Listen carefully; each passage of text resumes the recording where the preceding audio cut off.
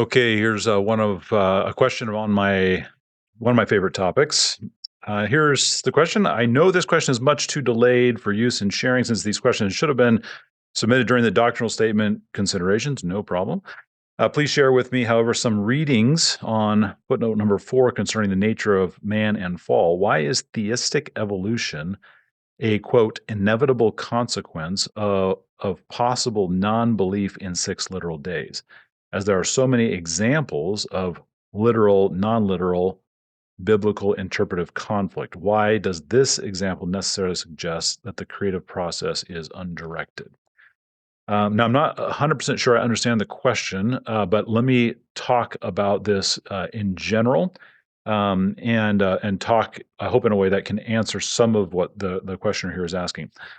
Um, Now, the first thing to say is, for virtually 1800 years, the church had a unanimous position on this topic. Now, why? Which is that the earth was created in 6 literal days. That was the interpretation that the church had for virtually all of church history until kind of the intellectual, what do you call it, the Enlightenment, when all of a sudden these discoveries started happening. And there's really like kind of four discoveries that are changed the world in this way. Number one is the fossil record. Begin understanding, they started seeing the fossil record, and and kind of interpreting that fossil record. They put a story behind what they saw in the fossil record. Number two was Darwin's theory of evolution. Number three was the introduction of documentary hypothesis, or kind of higher textual criticism, understanding like, hey, the Bible wasn't originally written by one man; it was put together by scribes. There was all these kinds of things.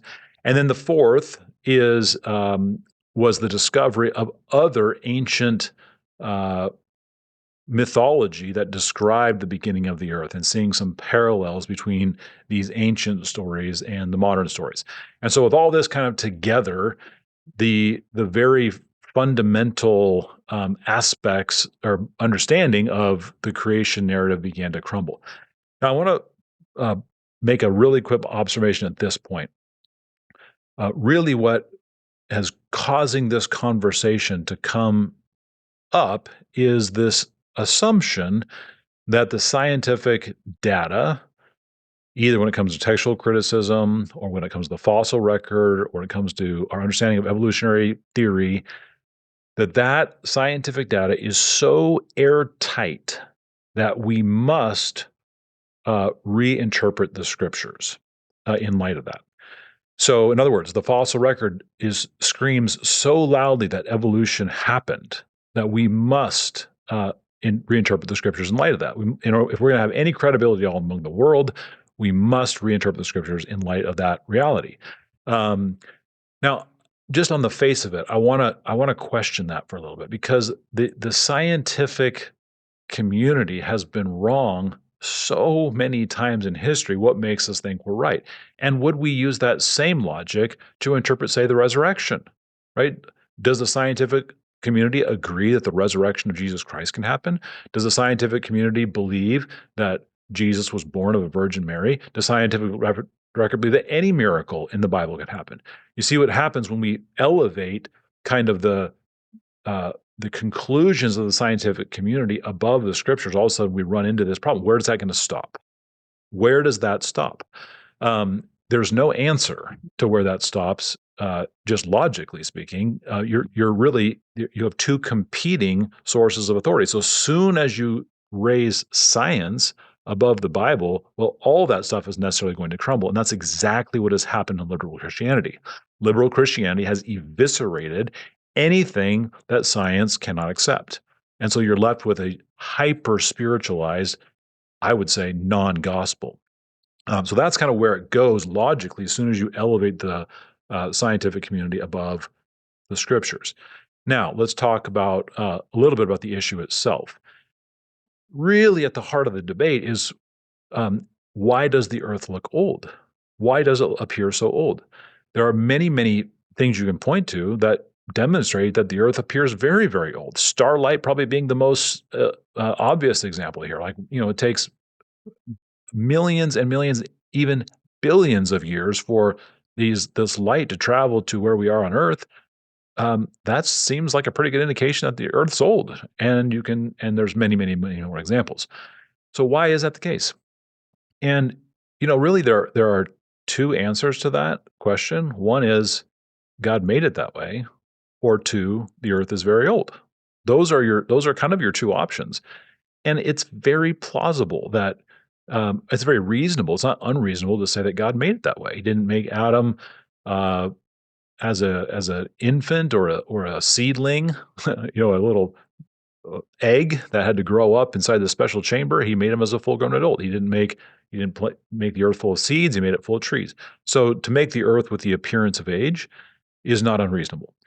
To stretch the starlight out so it hits the earth as part of the creation is not unreasonable. That is certainly within the capability of an all-powerful God. Um, but I think the question is the greatest problem in my mind with and this is not my thought at all. This is a lot of people have been thinking through these things. The greatest problem is what the New Testament says. Because Paul says in Romans chapter 5 that death entered through sin. Okay, if you take an old earth, then necessarily your understanding, your almost certainly your position is going to be that all the fossils in the fossil record are part of that old earth that we observe. And so then all of a sudden you're asking the question, well, those creatures got there because they died. Well, how did death happen prior to the fall? You see, the creation narrative is inextricably linked with the redemption narrative. It's inextricable. It's created perfect, and then it was broken. And then death entered into the world, and decay, and all these problems entered. And so now Christ has to come to redeem it. The second Adam has to undo the curse of the first Adam. If you don't have a starting point where everything is perfect, I mean, what does redemption even mean? What does it mean to have the lion lie down with the lamb and have all these, these metaphors of a perfect new heaven and a new earth if the pre-fallen condition had death and suffering and people were dying? What does it even mean? What's the problem that Christ came to solve if the pre-fallen condition had all the same problems that we experience here today? You see, I think these are very, very significant issues to think through. How can you have death before the fall?